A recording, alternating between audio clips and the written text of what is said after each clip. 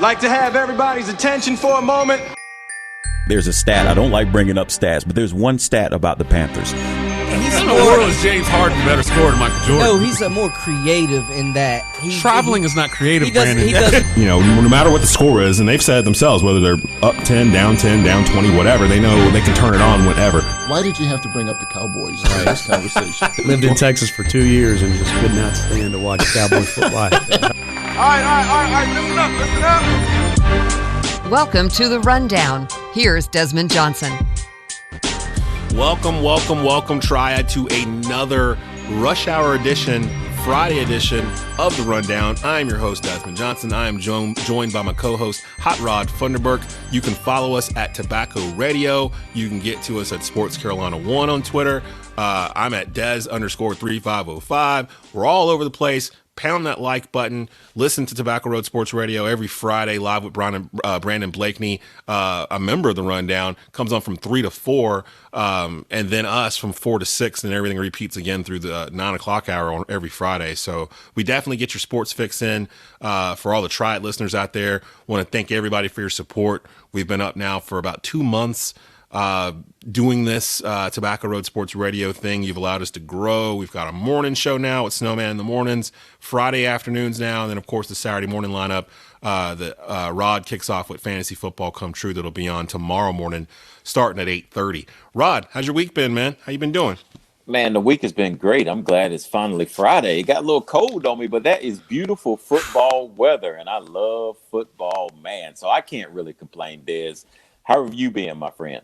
Man, I don't know what to wear coming out of the house. Like, I don't know if I'm supposed to wear a coat, a vest, a jacket. Like, I came out today and I was talking to this dude at the grocery store, and he was like, I didn't know if I needed to put on a scarf or a short sleeve shirt. So it's been wild, man. We'll see what's going on out here with the weather, and COVID cases on the rise in North Carolina. So everybody, please be safe. Regardless if you think it's a good idea or bad or idea or not, wear a mask so we can get through the college basketball season this year. Like, I'm being dead serious. Like, if everyone just wears a mask, I think we'll be okay. Yeah. If you don't, then we're gonna have some issues. Let's go over to NBA. I want to kind of do a hopscotch hodgepodge with you, Rod. A couple of hot things. Of course, the NBA draft was this week, and the Hornets made some big moves in that draft. But really, the biggest story that's come out of the NBA is Klay Thompson, Golden State shooting guard, has a torn Achilles. He's going to miss the entire 2020-21 season. My question to start off here with us here in the opening round, has the window for Golden State closed? Because I think a lot of people think, oh, well, when he comes back, they'll be able to pick up where they left off. I'm not so sure. If you really look back over the history of NBA dynasties, they don't last forever. Not everyone is the 50s and 60s Boston Celtics. Usually it's about a 2 to 4 year window of being in that window, and Golden State went to the finals 5 straight years, and we said it on this program that all those extra games added up to like an extra 100+ games for that core unit, and injuries might start to pile up for them, and lo and behold, the injuries started happening. What are your thoughts? Do you think that this is the end of Golden State as we know them from the past 5 years? Oh, well, it's definitely getting toward the end. If it's not the end, Des, like you said, dynasties do not last forever. Times must and always do change, my friend. And, with Klay Thompson even being in the situation that he is, and number one, I feel bad for the young man. Torn ACL, then Achilles now. Oh, my goodness. I mean, yeah. I feel completely bad for this young man. But life goes on. But in this case, Golden State, if he's out next year, number one, they're not going to get back to a championship. You have to have Steph Curry and I repeat, Klay Thompson, Splash as well Brothers. As Yes, sir. The plural. Exactly. As well as Draymond Green back there being the rough rider in the inside. You know what I mean? Mm-hmm. But, without both of those guys, there's no championship. Granted, with one, you can make the playoffs. You can make a run in the playoffs. You may even get halfway deep in the playoffs. Now, they did do some good things now. They added James Wiseman, of course, has a number 2 overall pick. I thought that was a great pick for them. I thought that was a perfect. Well, before we knew, because when it happened, we knew Klay was injured, but we didn't know the severity of it Wednesday night. And when they did it, I was like, okay, because I was watching it at home. I only really watched the first 4 or 5, then I followed the rest of my phone. And I was like, okay, Edwards needs to go to Minnesota to get the player I want for Charlotte first. So that domino had to fall. that happened. I was like, oh, okay, cool. As long as Golden State doesn't trade this pick, they're going to get Wiseman. And then that's exactly what happened. I was like, as long as Jordan and Petty, we're going to get Ball. So I'm sitting there waiting, and they finally called Ball's name. I'm like, yes, they finally got the guy I wanted. And then I didn't even watch the second round. I woke up this morning and saw what they did. And we're going to talk about it briefly here in just a second. But, yeah, man, the Hornets, I've never said this before, maybe in my life. I think the Hornets nailed the NBA draft this year. Like, every place I've looked, they've gotten an A for their grade. They did a fantastic job. They did. But with Golden State getting James Wiseman, what was the one thing Golden State needed? They needed a rim protector and a rebounder, basically for the Splash Brothers. And I thought Wiseman going to Golden State, he's 20 years old, 7'1", he's got a 7'6" wingspan. He's still growing, like, into his role. And I believe Penny Hardaway was his coach in high school and the 3 games he played in college at Memphis. And Wiseman said that Penny would show him all the time tapes of young Shaq, how Shaq would run the floor. Like, I think people forget, like, 1990 Shaq, 91 Shaq, 92 Shaq, when he was wasn't like, a still big kind of guy. slim. No, he was a tall dude. He would take the ball and come down the court like a point guard. He would run the break sometimes. And who's going to step in his way? Yeah, and that was Hamburger Shack, as I call him. But then later on, he turned into Steak Shack. He got to L.A. and started enjoying the good life in L.A. and rings and stuff followed too. But Shaq Diesel, like the guy from 2000, 2004 in L.A., that guy had an extra about 20, 30 pounds on him. Orlando Shaq, that everybody fell in love with, that's who Penny was trying to get Wiseman to play like. And if Wiseman can play like that, I don't know if I'm ready to write off Golden State because of the type of players they are. Like Steph and Clay, they're not guys that need necessarily to dribble around to create a shot. You know, like Clay holds the record for most points in a quarter. This dude scored 37 points in a quarter. And if I'm not mistaken, it was all off of like 4 dribbles or 6 dribbles or something crazy like that. It was just all catch, release, shoot.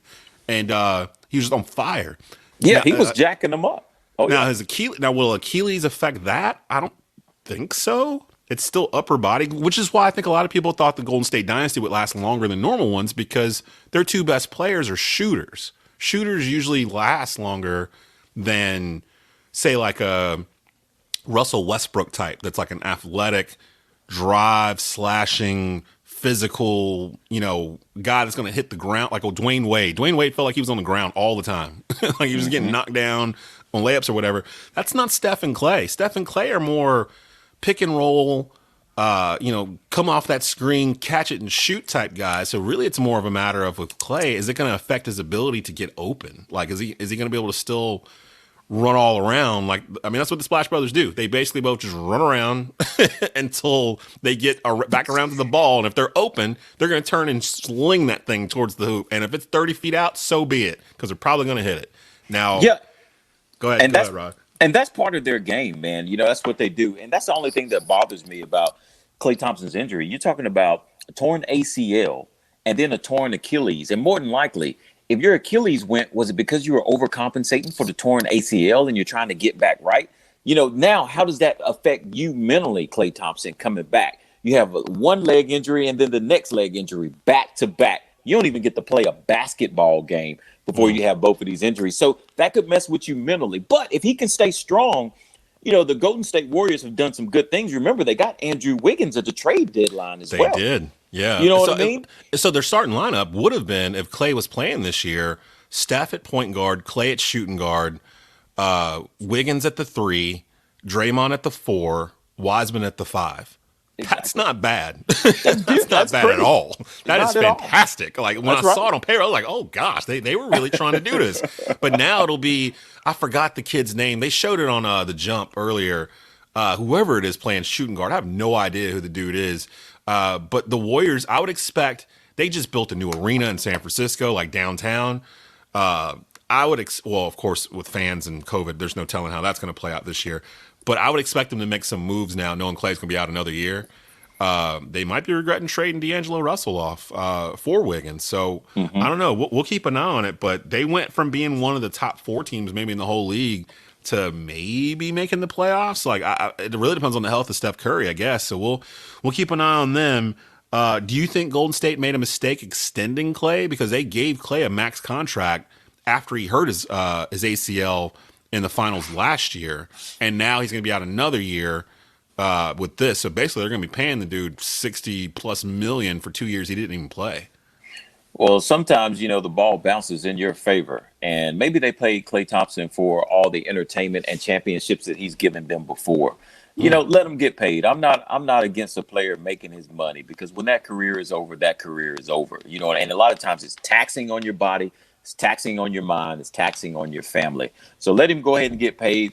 We can't, we just can't determine whether or not an injury is going to come next year, the year after, what have you. There is no crystal ball for it. So maybe they made a mistake, but you know what? Let the man get paid. It's a heck of a game out there, man. The NBA draft this year had been panned by many as a quote-unquote weak draft, but I think really it was a fairly deep draft. I don't know if you noticed, but there were no Duke players selected in the first round of the draft. And I'm going back to double-check that now. I know there were no Duke players selected in the lottery. There were no Carolina players selected in the lottery. And if I'm not mistaken, there were no Kentucky players selected in the lottery this year, which is odd, to say the least. Carolina's Cole Anthony was drafted number 15th to the Orlando Magic, which was a dip considering when he first came in, he was like the number 2 rated player in the country. Stakes were high, ambitions were high, and then the injury in the middle of the season kind of derailed all that. Was there a pick in the first round on Wednesday that surprised you that a team went up for? I know some of most people have told me that they don't even know some of the names that are in this draft, but was there a surprise at all for you? Well, not really a surprise. I always like to look and see the guys who they picked from overseas. And I can't remember exactly who it was they picked, but it was an Israeli player. I can't say his name. Danny Avdia. I've got the list here from the Wizards drafted him at 9. Yeah. Yeah, something like that. I was kind of surprised at that one. He's kind of the Tel Aviv hero over in that area of the world. You know what I mean? So right. It's I was just shocked at just some of the players who are so thrilled about being able to come in and play in the NBA. But to have him drafted that high, because he's not a name that I've heard of. To me, top 10 draft players should be names that I've heard of. And I'll be honest with you, I'd never heard of him until draft night. There was a couple of guys really, because, I love college basketball, but I realized watching last night that I get caught up on college basketball by watching March Madness. Like March Madness leads me into the draft and exposes me to guys that I haven't really seen all year. Because I'm not one of these kind of guys. There are guys that work in this sports talk industry that watch every college basketball game they can, every college football game. They're watching MAC football right now. You know what I mean? Like I've never been that. I've never tried to pretend to be that. So I've known of Obi Toppin from afar. I've known he's a good player. I've seen his highlights. I've seen his stats. And I do think that Dayton probably would have made the Final Four last year if we had March Madness. And I would have got a chance to see Obi in multiple games towards the end of the year when everybody should be playing their best. I didn't get a chance to have that because we didn't have March Madness. So I kind of went to this draft a little blind.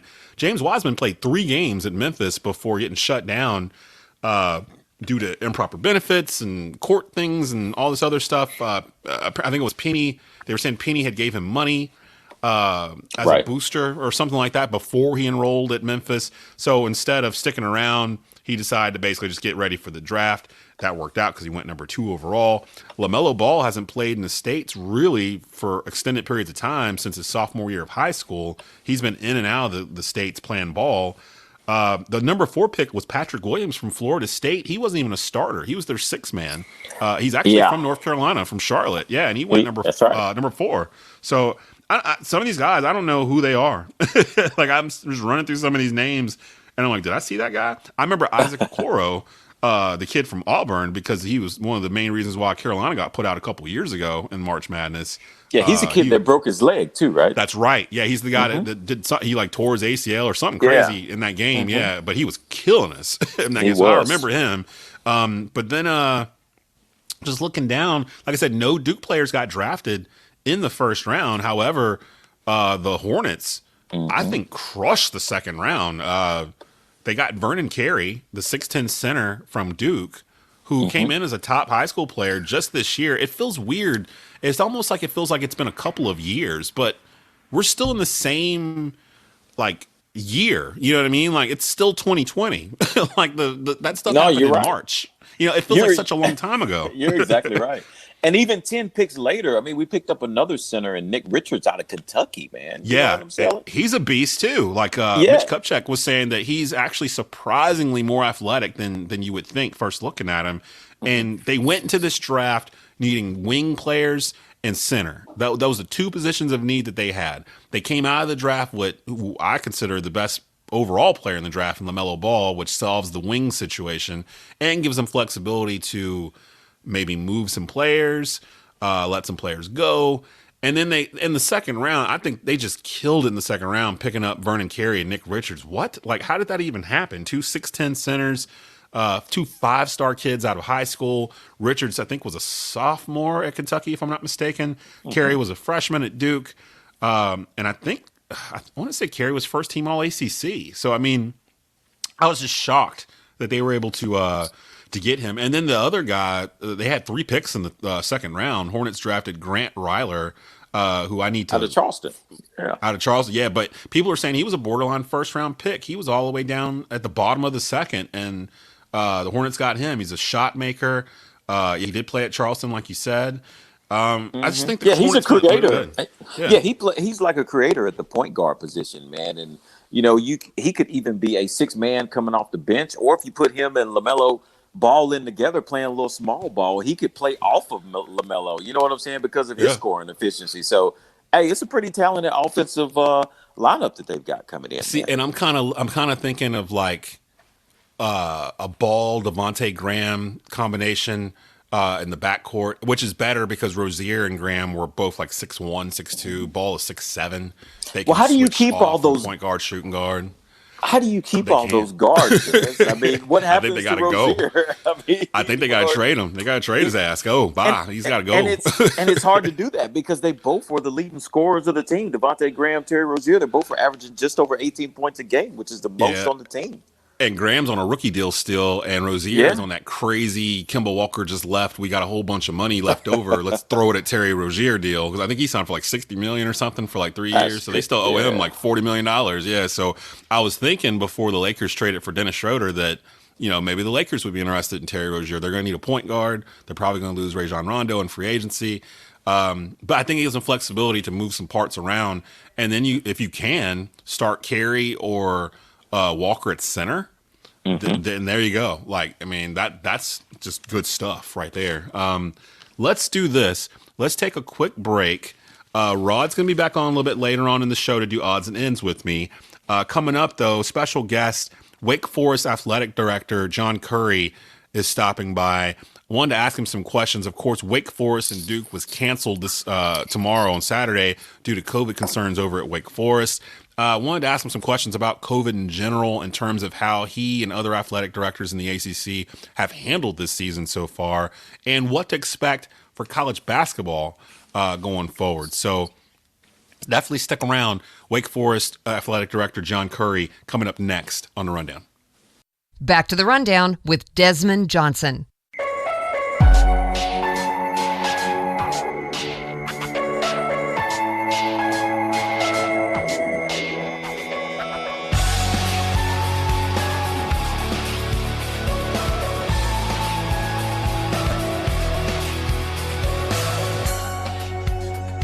And welcome back, Triad, to your Friday rush hour edition of The Rundown. I am your host, Desmond Johnson. I am proud to bring on to the Rundown hotline right now. He is the athletic director at Wake Forest University, Mr. John Currie, joining the Rundown. What's going on? How are you doing? I'm doing awesome, Desmond. We got, COVID. You got to be agile, flexible, and mobile, or something like that, right?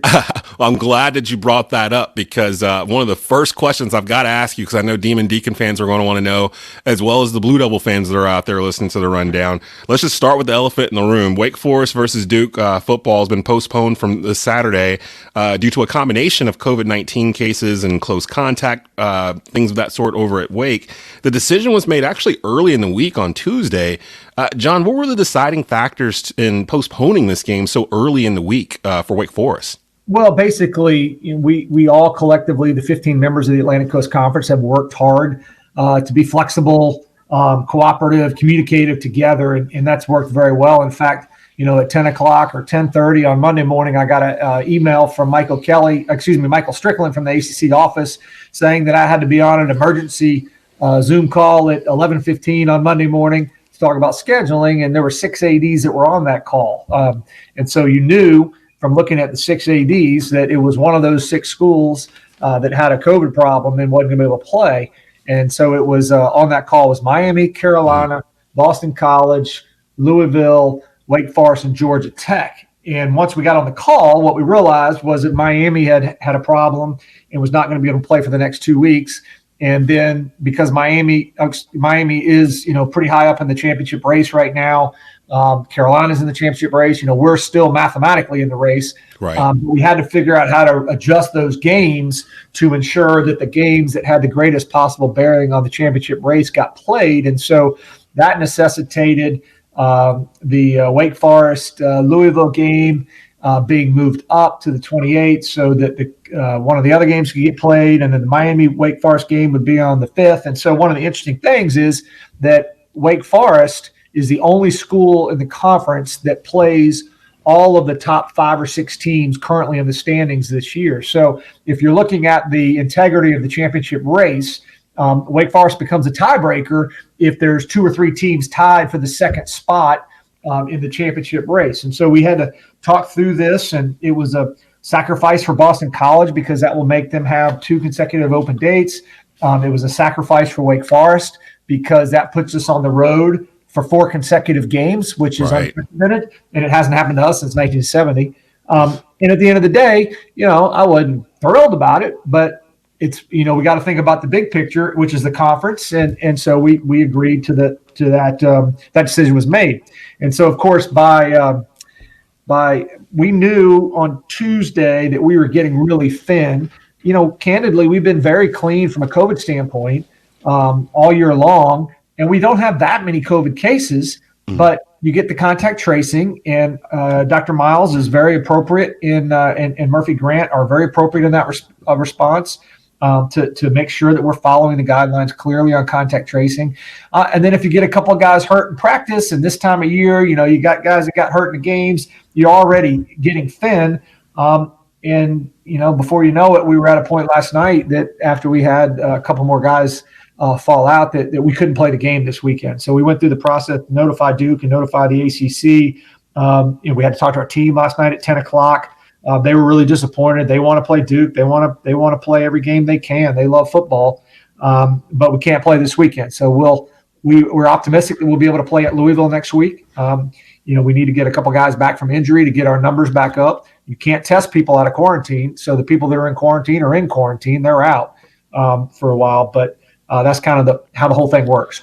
And I'm glad you mentioned that, because when I was reading the news break from the Winston-Salem Journal, I noticed that in it mentioned, all those things plus injuries to the team, all of it kind of added up to having to postpone this game. Now, is this game just postponed, or is it going to be canceled? Because from what I had seen, it doesn't look like there's a lot of spaces where you can kind of get that game back in, with Wake already having missed a game, having to postpone a game from earlier with Notre Dame earlier in the year. Is this game, does Wake Forest Duke, is that just canceled, or is it postponed and you're going to look for another place to do it? I think I saw that if it was played at the back end of the year, basically Duke kids would have to stay on campus an extra 2 weeks in order to get that game in. Do you think that this game will be played this season? Well, I can't answer that question. The game is not the game is not happening this weekend. The game is not rescheduled at this point, and candidly, we haven't had a comprehensive conversation about it. December 19th is a competition date. There's a Georgia Tech Miami game that is going to be scheduled for that day, or that is scheduled for that day as of Monday, a couple days ago. If Georgia Tech, if Miami's not in the championship game, that game will be played on that day. And there are a number of other leagues that are having games played on the day that the championship game is happening. So we'll just have to see. There's no guarantee that all the games that are supposed to happen this weekend or next weekend or December 5th weekend are going to happen either. So we just have to stay flexible. Right. Follow John at John_Currie on Twitter. Wake Forest Athletic Director John Currie joining us here on the Rundown. You mentioned, of course, this COVID's affecting the entire sports landscape, not just ACC football. With cases on the rise in the state of North Carolina and the country as a whole right now, many other leagues have been hit really hard, actually harder than the ACC, especially the SEC, where their schedule was just ransacked over the past week or so. When you were formerly the athletic director at Tennessee, so I know that you are familiar with a lot of the athletic directors down there in the SEC and some of the same decisions that they've had to go through that you guys have had to go through in the ACC. What do you think the ACC has gotten right so far when dealing with this unprecedented situation, and what's caught you off guard as we head into December? Well, Desmond, I'm really lucky because this is my 11th year as a Power 5 athletics director. I had those 8 years at Kansas State, so I'm great familiar with the Big 12. To be very clear, I think the Big 12 and the SEC and the ACC have all done a great job of persevering and pushing forward. And one of the things that we all knew when we made the decision in August that we were going to proceed, we knew it wasn't going to be perfect. And we knew there were going to be games that couldn't be played from a safety perspective. But we also knew that we could not wait for perfect conditions to get started. And if we waited for perfect conditions, we would never get started. And so what has happened to the Big Ten and the Pac-12, they eliminated flexibility because they waited so long to get started. We went ahead and got started. We played games. We've canceled games when they were unhealthy and moved them to other dates. We still have a great possibility we can play all the games that we set out to play this year. If we get 90% of the games that we had scheduled on September 1st, that'll be pretty good. But achieving perfection was never a possibility. It's kind of like if George Washington was standing on the Delaware River looking across and saying, because he's got to raid the British camp, and he looks at that river and says, boy, we can't cross this river. This river's too choppy. We're going to have to wait a while. Right. Yeah.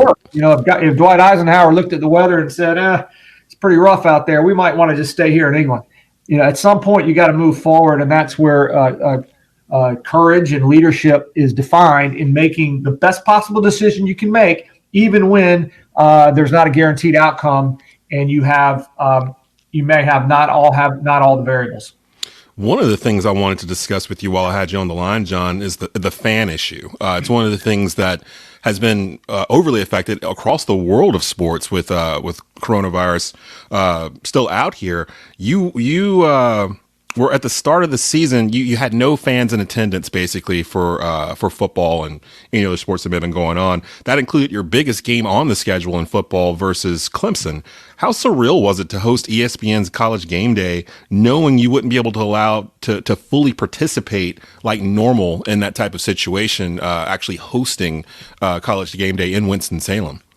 Well, it was still a great day for Wake Forest. It was a great day for our program. It was a great day for Winston-Salem and the Triad to have the visibility. That was the highest rated football game ever in Winston-Salem from a national perspective. We had 1 million viewers watching game day for 3 hours that morning, showing the skyline, talking about Truist, talking about Flow Automotive, talking about, with the images. Our band and the Spirit of Old Gold and Black and our cheerleaders and our dance team were out on the field for 9 hours that day.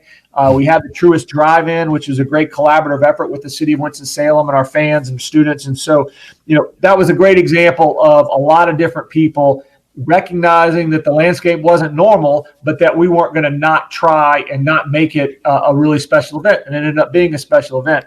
I will say that although people may think that the reason people come to games is to watch the game, the real reason I believe that people come to games and the real reason athletics is such an important part of the fabric of our society is athletics brings people together. And what we've been reminded of more than ever before in the COVID epidemic is how much, we're social people and we're relationships. And human beings like to be around, generally speaking, other human. And so the sense of community, it's broken my heart on some of those beautiful fall days we had in October when we had those back-to-back victories over Virginia and Virginia Tech. Those were beautiful Saturdays. And normally you'd pull, We talk about having the best fan experience in the state of North Carolina. It's so easy to get in and out of our stadium from all over the place. And normally you'd pull into those parking lots at Truist Field and there'd be smoke coming up from all the grills and people out, little kids in cheerleading costumes throwing the football out there. And so it breaks your heart that people aren't getting to enjoy something that's so much part of us. And hopefully, as things normalize over the next couple of years, but I do believe it will be a while before it's all back to normal, people will be even more anxious to come relive some of those habits and pastimes. So we're actually at the cusp of the college basketball season, which is a different monster all to itself.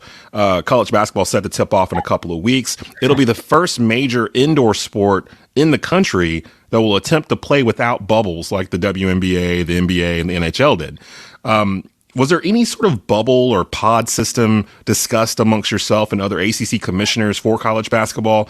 And do you have a way to switch course mid-season if necessary, if something happens like an outbreak or a situation arises where you have to kind of group some teams in one spot? Have there been talks about contingency plans in terms of the college basketball season and what the ACC wants to do? Well, it's not a couple of weeks; it's next week, and it's next week. It really is. Coliseum with the Mako Medical Wake Forest Classic. We've got, we think we've got 3 teams coming in, COVID permitted, to play 3 games right away on the ACC network broadcast. We haven't created a bubble. I would say that what we've created is sort of an umbrella. So, for instance, for us, the 3 teams that are coming in next week for our MTE here in Winston-Salem are going to arrive on Saturday or Sunday. They will have quarantined as teams before they came. They will have tested before they get on the road to come here. After they've been here for 48 hours, they'll be tested again before any cross-team collaboration happens. And so the morning of the game, there will be another test that's returned, and will take the floor, and they won't be in. They're not going to be in a lockdown Disney World bubble, but a couple teams will be at Grayland, the beautiful conference center right here next to that's part of the Wake Forest, broader Wake Forest property. So they will be somewhat protected. Now, if our student athletes, go out to clubs or whatever, I mean, that's not a very smart decision, and they'll pay the consequences if they get COVID and have to shut it all down. Yeah, and that seems to be the leagues that seem like they've kind of had it under control and got it to work. Of course, the NBA, they basically contained everybody in the same Disney complex for over 90 days, so it was a little bit easier to control the ins and outs there. But you're absolutely right. When we got into like college football and then soon college basketball, you're talking about 18 to 22-year-old kids. You can't expect them to just sit in a dorm room for 20 hours every day. So those are hurdles that are out there. But I think a lot, especially now after we've gone through a bulk of the college football season and kids seeing, games getting postponed, fans not really being allowed to be inside, that kind of thing, where I think, I hope a lot of these athletes are realizing that, they can put their whole team at risk, or put that week's game at risk by just going out for a couple of hours. So hopefully that's starting to sink in. And hopefully the ACC will be able to get through the college basketball season virtually unscathed. John, any updates on fans being allowed inside the Joel anytime this season for basketball games? I know the athletic department is selling cardboard cutouts of fans that'll be placed in the arena for home games. Is that decision already made for the entire 2020-2021 basketball season, or is that a fluid decision as the year goes on? Well, we've made a decision based upon the guidance provided by the state of North Carolina, which is that we can't have fans because of the limitation, the indoor limitation, which was actually gone from 25 to 10 in the last 2 weeks under the ongoing situation. So we're all desirous of the same thing. If people wear their masks and practice social distancing, and we can get these case counts around the state back down, then perhaps the Secretary Cohen and the governor will be in position to raise the limits. But right now it is what it is, and our total focus is on providing as safe as possible of an environment for our team. And we're really fortunate. We have an in-house production team led by James Overstreet, a Winston-Salem native, graduate of North Forsyth High School, and a veteran of the U.S. Air Force, who's our ACC network coordinating producer and assistant AD at Wake Forest. And And our ACC Network crew is going to produce every single home men's and women's basketball game this season, including the Mako games next week. And that gives fans an opportunity to be part of the action or listen to Stan Cotton on the Wake Forest Sports Network. We had new Wake Forest men's basketball coach Steve Forbes on the Rundown last week, and he spoke very highly of you. You guys know each other from crossing paths at Tennessee. I'll leave you with this, give you an opportunity to tell Deacon Nation, Tie-Dye Nation, about the new head coach. He was really the only major coaching change amongst the Power 5 schools this offseason with everything going on, and Coach Forbes kind of discussed the process in terms of interviewing through Zoom, and he said that everything was so well put together when he interviewed with Wake Forest that it didn't feel out of the ordinary or strange. What's the one thing you'd want to tell Deacon fans about Steve Forbes and why he was the right fit for the Demon Deacons going forward? Well, Coach Forbes is a winner. He builds great relationships. He is a product of what higher education can provide in terms of access and opportunity as a first-generation college student himself. I couldn't be more excited to have him representing Wake Forest University. His wife, Janetta, who's been an elementary school teacher for 35 years, just tremendous people. They're so grateful and appreciative of this opportunity, and it's been fun to get over to basketball practice and see how hard our young men are working. It's going to be different. We lost a tremendous amount of offensive production from our team last year, and so next week we'll kind of pull the ribbon back off the present box and open it up and see what we got inside. And I think it's going to be a lot of fun, even though there probably going to be some ups and downs. Hey, I really, really appreciate you stopping by the Rundown this Friday, John, just to talk all things Wake Forest. It's always a pleasure to talk with you, and I hope to have you back on again here soon as we get deeper into college basketball season and more towards bowl season for college football, where, hey, Wake Forest, they're playing really good, playing really, really well right now on the football side. So hopefully they'll be able to continue that and keep that going. Thank you so much for joining us today. Desmond, have a great weekend. All right, coming up, more from the Rundown after this. You're listening to The Rundown with Desmond Johnson.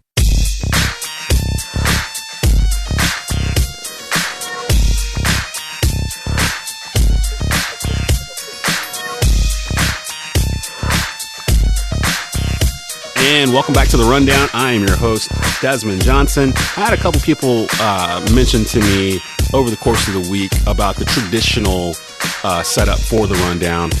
For those of you who've been with us since we started rocking a couple of years ago on different outlets, The Rundown started off as a panel show. And I had always tried to model it after one of my favorite shows of all time, The Sports Reporters on ESPN, where there was no guest. It was basically the people on the panel were the guests. And since we've launched Tobacco Road Sports Radio, the Rundown's kind of morphed into a little bit more. I really appreciate having the guests we've had on, especially today, Wake Forest Athletic Director John Currie, Elena Getzenberg, beat writer for the Carolina Panthers down at the Charlotte Observer. But I love getting back to the essence of what the Rundown actually is, which is a panel show. So with no further ado, I'd like to bring on to talk a little NBA draft fallout and the Charlotte Hornets in particular, the guys from The Score. You can listen to them every Saturday morning on Tobacco Road Sports Radio, tobaccoroadsportsradio.com, every Saturday morning at 10 a.m. With me right now, Brett Wiseman and James Wilson. What's going on, fellas? How y'all doing? Always good talking NBA. How are you, James? And how are you, Dez? Wow. Not too bad, man, especially after Wednesday night. Wanted to have this conversation with the two of you guys. I know you're very knowledgeable about the NBA and sports in general, and wanted to have a roundtable about what we witnessed on Wednesday night, the 2020 NBA draft, the first virtual draft that the NBA has ever done.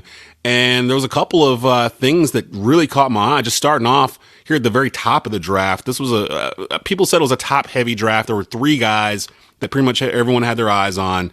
Memphis center James Wiseman, Georgia guard Anthony Edwards, and I don't even know where you could call it guard LaMelo Ball, who was kind of all over the world over the past 2 years. Starting off, let's start off with Minnesota. They decided to go with Anthony Edwards at number 1. Was that a good or bad pick for the Minnesota Timberwolves, considering what they have on the roster? You're adding talent at the lower positions, and for Minnesota, I think their three-point shooting has been pretty weak, and the only thing weaker than that has actually been their three-point allowance. I think 2 years in the past 5 years, they've actually were number one in easiest to shoot against. So really, I think defense was something that they really needed to bolster. But when you've got the first pick and you've got Anthony Edwards as as one of the available players, I cannot blame you for taking him. They made the right call. I do think further moves are going to be coming next season. So I think you're just gonna have to wait and see how that pans out and what kind of role he has immediately. I think the most important aspect is how many minutes per game is he going to be playing. What did you think, Brett? Because there was some murmurs that Minnesota was high on LaMelo Ball going number one. I never really bought that because they had just traded for D'Angelo Russell towards the end of last season with Golden State and shipped Andrew Wiggins out. So I kind of figured they wouldn't really be in the market for a point guard per se because they kind of already have one on the roster. But sometimes talent trumps talent. Yeah, and I like that you brought that up because there was a report that came out a couple of nights ago that Charlotte and Golden State had discussions of swapping 1 and 3 because, like you said, Golden State, I think, was really, really high on LaMelo Ball and were willing to trade back if they felt that he wasn't the best player available at the time. So, however, Charlotte would not get fleeced, as J-Dub and I talked about on the score, because Minnesota wanted a core young player and multiple future first-round picks, which is just basically the equivalent of paying $1,500 on StockX for a PS5 at this point. That's way too high. Yeah. And that's selling your franchise into submission at that point. So I think both those teams made the right decision. It's going to be interesting to see how Anthony Edwards fits into all of that because, this is a team that's been mired in poverty for the past few years and a team that hasn't really seemed to want to get out of that mindset necessarily. So it's going to be interesting to see what kind of energy Anthony Edwards brings to this franchise because I think he could be a top 5-10 player in this league in 2 or 3 years, and he's a Karl Anthony Towns type of guy, but he's a lot more explosive and a lot more versatile, I think, than KAT. I'm a little worried. I was always worried about Anthony Edwards. Out of the 3 at the top, Edwards, Wiseman, and Ball, I was more worried about the Hornets ending up with Edwards than any of the other 3. And he's made some comments over the past couple of weeks that have really kind of make me, raise my eyebrows a little bit about what he might do going forward. He had the instance where he said that, he's not really into basketball. He kind of tried to clean that up after the draft with ESPN's Rachel Nichols. He said, he prefers to watch playoff basketball, and he tried to clean it up, but it was already out there. And I'm just like, any kid that just went number 1 overall in the NBA draft that's out here in news, like actual interviews saying, I don't really like basketball as much as I like this or that or the other. That's a huge red flag for me as a franchise. I'm going to take him number 1 overall. Like, he has to be completely and totally into this job. This is a job. Like, you are being hired to be the face of a franchise. And while on paper it looks good, you got Karl Anthony Towns, D'Angelo Russell, Anthony Edwards. They've got a young core that they can work on in Minnesota. The problem is they're not in the Eastern Conference. If they're in the Eastern Conference, I would say, hey, that they might be a 6th seed right now, but they're in the West, which means they still might not make the playoffs with that there. And so we'll see on that end. It got interesting at pick number 2, Golden State, who I assumed would go after James Wiseman because at the time it made perfect sense. They needed a rim protector. They needed someone that could rebound for the Splash Brothers. And everyone was kind of hyping up Golden State as if, they're going to be right there, 2 seed, 3 seed, maybe 1 seed going forward. During the draft, we found out that Klay Thompson had suffered a severe leg injury. Come to find out the next day that he has ruptured his Achilles. So he's going to miss the 2020-2021 season. So it'll be basically 2 years straight that we won't have Klay Thompson, which changed the dynamic of the Golden State Warriors completely. Guys, do you think Golden State regrets drafting James Wiseman now with LaMelo Ball still on the board if they had known on Wednesday night that Klay was going to be out for the entire season? Well, absolutely not. Go ahead, Jay. Yeah, go ahead. Oh, I was going to say, sorry. Absolutely not. I think that with James Wiseman added on the team, they're still a winner. They're still a team that's capable of winning. You got to keep in mind last year they didn't have Steph or Klay. Now, with the addition of Steph and the new lack of Clay, I think, they're going to struggle. They're not going to be the first seed, but come playoff time, they're going to make it work. And I really do think James Wiseman is going to have that instant impact. I really do. I think he's going to average at least 15 a game. But really, the thing for him is getting the boards and getting the ball to the right guys. And I think, it's pretty easy when you're on the Warriors to know who to get the ball to, and that is Stephen Wardell Curry. Brett, any regrets from the Warriors for picking Wiseman over Ball with no Klay Thompson in uniform this year? No, not in my estimation. And they did know to an extent. They didn't know he would be out the entire year. They didn't know the extent of the injury, but they knew it was probably going to be serious, right? And they talked about this on the draft broadcast on ESPN, that you had to consider trading back or just straight up taking LaMelo because he fit the need. Mm-hmm.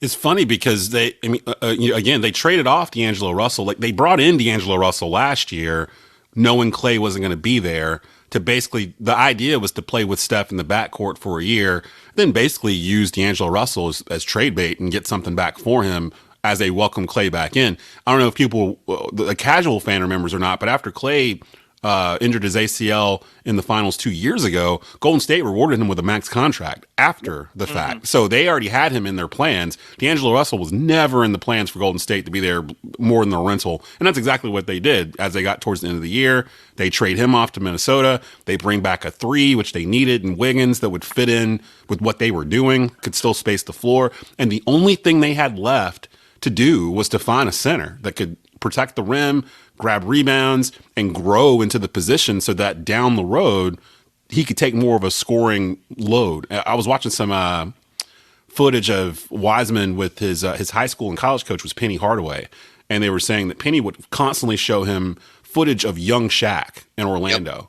And people don't remember, they remember big Shaq, like Shaq Diesel with the Lakers, or later on in his career lumbering up the court. Fat Shaq in Boston and Cleveland, Phoenix, and all these places. But I remember 1992 Shaq Fu, like Shaq. Rookie Shaq, like Shaq running the point basically on fast breaks. Yeah, like no one's getting in his way coming down the court type Shaq. And if Wiseman can get a whiff of that, if he can play like that, him and Steph Curry as a combo is ridiculously dangerous. Like, that there's a huge potential there for Golden State to reinvent what they are. And then if Klay comes back next year and he's, 80% of what he was before, that just adds into it. But they'll shift. They changed the game before and made it more of an outside-inside type of game that everybody tried to copy. They have a chance to change it again and make it more of a Steph Curry, James Wiseman in and out type duo. And I think they could do it. It just depends on how quickly James Wiseman can grow into the role. But I did see that, pretty much the entire league just felt awful for Klay Thompson. By all accounts, he's like one of the greatest guys in the league. Everybody loves him. For him to have worked the entire year to try to come back, huge expectations. And then for that to happen on the other leg, it's just crazy. So hopefully for him being a more of a shooter than anything else, an Achilles may not affect him as much as, say, like a Kevin Durant, where Durant, yes, he can shoot, but he's also more of a slasher, get to the paint, get to that mid-range jumper type of guy. That might affect his game more than Klay, who scored 37 points in a quarter off of like 5 dribbles. So, I mean, he might be he might be all right. Follow The Score on Twitter at The Score TRSR. Every Saturday morning, they bring you fresh content on NASCAR, Major League Baseball, NBA, college football, ACC sports, Panthers, everything you can think of. 10 a.m. every Saturday on TobaccoRoadSportsRadio.com. The Hornets picking number 3. And at this point in the night, boys, I was happy because I was like, they can't screw this up. They could screw this up because it's the Hornets, but I don't think they will screw this up. They didn't trade away the pick like I thought they would. They didn't trade down in a weak draft. They sat firm and waited for the best player available to fall in their laps, which is exactly what happened, and they ended up with LaMelo Ball. Initial thoughts as the Hornets brought in LaMelo, and what are you thinking in terms of like this roster? Because the Hornets put in some more work in the second round that I was even more impressed by. Well, for me, I wanted Wiseman all along because I thought he was the better fit. Hindsight being 2020, I think they took the best player available and they stood firm, and that was the right decision. Because later on in the draft, you get Vernon Carey Jr., who fits the need of a starting center more than a James Wiseman or an Anthony Edwards did. And I agree with you on the fact that I think the ceiling is way too high on Edwards. Vernon Carey Jr., I absolutely love that pick, and for me, that's a steal of the draft because I agree.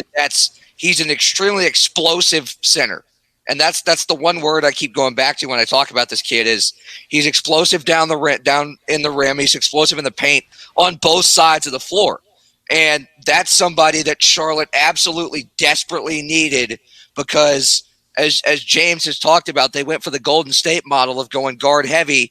And, Cody Zeller's not explosive. He's a great defender. He just can't score. He's like one of those guys that does the dirty work. He's like one of those guys. Yeah. Vernon Carey does both of those things. He does the dirty work when he has to, but he will blow through somebody's face if he has to get to the basket. And that's not something the Hornets have right now, especially in the low post. What I told James was, this is a guy that fits the bill of he's that Al Jefferson low post, old school low post presence that Charlotte's been missing with the explosiveness off the dribble of an Alonzo Mourning. I can see that. Actually, that's a great comparison comparing him to Mourning because Mourning wasn't like he wasn't like Shaq in terms of the way Shaq played. But he was right there with Shaq for at least the first couple of years in terms of the competitiveness and his talent. Mourning was more of a shot blocker, like more of a menacing presence in the paint. Yeah. Actually, that's a really good comparison. I could see that with Carey. And people forget, man, because of this weird year. It almost feels like this year has been 2.5 years long because the ACC college basketball season that just ended really abruptly in March. That was this year. That was this same calendar year. And people forget the accolades that Carey received. Like, it's almost like the college basketball season was an afterthought. Yeah, first team All-ACC. He was consensus second team All-American, ACC Rookie of the Year. He made the All-Freshman team. He was a starter in the McDonald's All-American game, the Jordan Brand Classic. I mean, he's a two-time Florida Mr. Basketball. Like, he was one of the top players coming into college last year. And he's 19. He's 6'10", 270. Do you guys know who this exactly reminds me of? When the Charlotte Hornets in the second round, I believe also with the 32nd pick, if I'm not mistaken, because they drafted Vernon Carey with the 32nd pick, Devontae Graham coming as a second-round player and then instantly earning the right to be our starter. And it shouldn't have been a surprise, really, because Devontae was coming off of a Big 12 Player of the Year senior campaign. He was 24. That might be Charlotte's thing now. Yeah, Mitch Kupchak. Mitch Kupchak deserves all the flowers this week because I was so happy when we got him. He has come in the past 2 years. Look at the draft picks that he has picked just in the past 2 years. He has picked Miles Bridges, PJ Washington, Devontae Graham, and then this year with Ball, Carey. We haven't even talked about Nick Richards from Kentucky that he got late in the second round. Another 6'10" center. Thing. Really, and they didn't have to give up but one pick to New Orleans to get him. So that's relatively low risk and I think really, really high reward because that's another guy at the 4. We've seen PJ at the 4. This is another guy within that same style of PJ Washington that can go out and shoot if he has to, but he can get to the rim and he can get to the rim with purpose. Two former Kentucky teammates, I guess. I guess they were on the same team around the same time, right? Kentucky guys, they love each other. Yeah. Those Kentucky guys, because I don't know if you guys know this, but all the current Kentucky All-Stars have talked about teaming up for years and years because it's just like a thing. And they've got, who else is on this roster from Kentucky? Malik Monk. Yep. Wow. If they can say, hey, look, Malik, you're talented. Let's get you going. That would be awesome.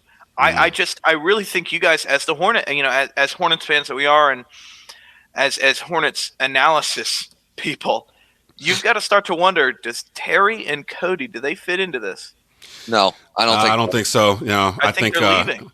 I think that I don't know exactly how their contracts are constructed. Terry's constructed terribly, but yeah, I mean, I would imagine that maybe I don't know if you can get anything for him in a trade. To be honest, I don't know. Not together, I don't think. That's way too much money. Yeah, Cody's far more expendable, but they're expendable individually. I don't think you can package the two of them, especially with the wildly absurd contract that Terry Rozier got in the sign and trade with Kemba Walker. I wanted to talk about that contract too, because of this draft, I think the Hornets have actually made themselves.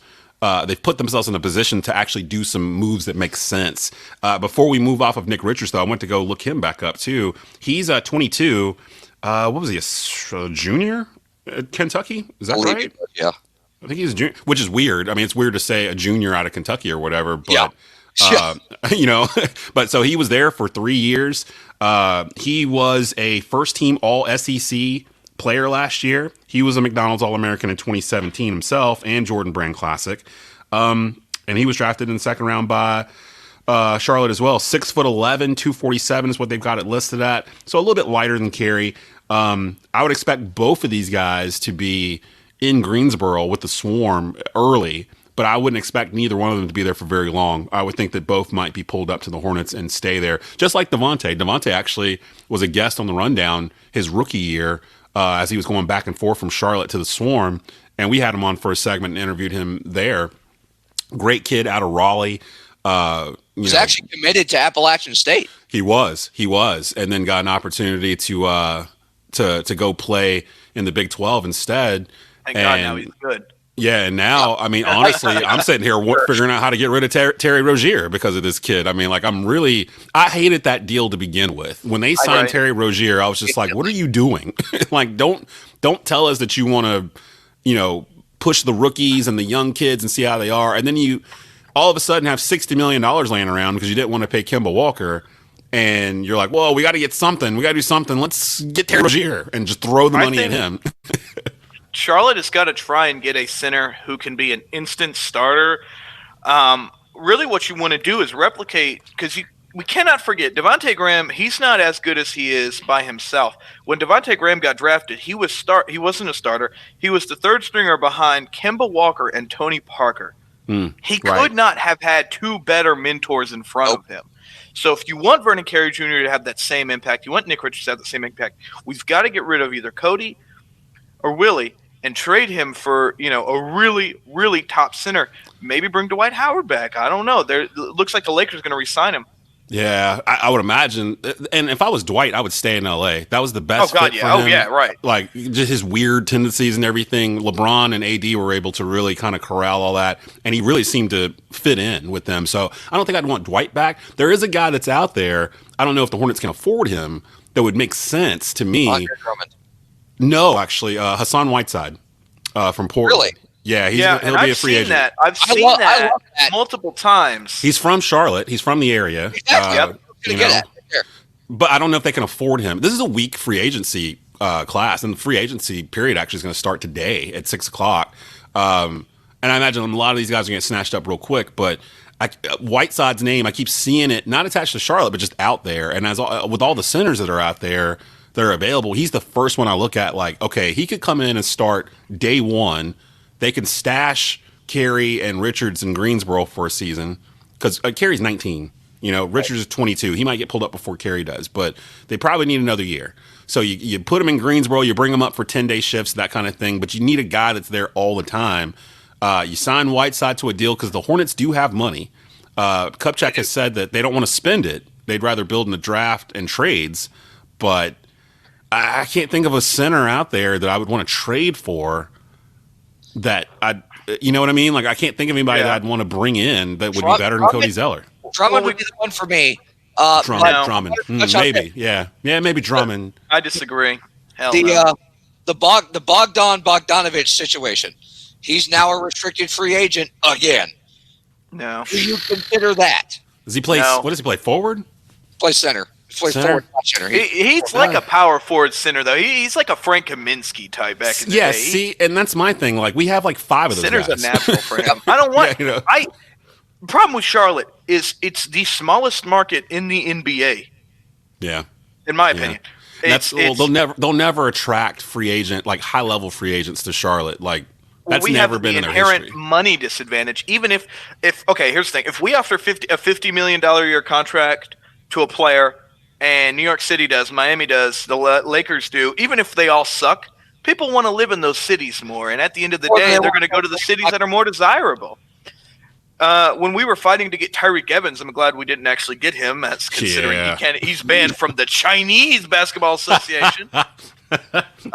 We'll stay off of that topic, though. But do you guys remember a couple years ago, Charlotte was really, really vying for him, and it was between us and Indiana. He ended up going to Indiana for the exact same amount of money.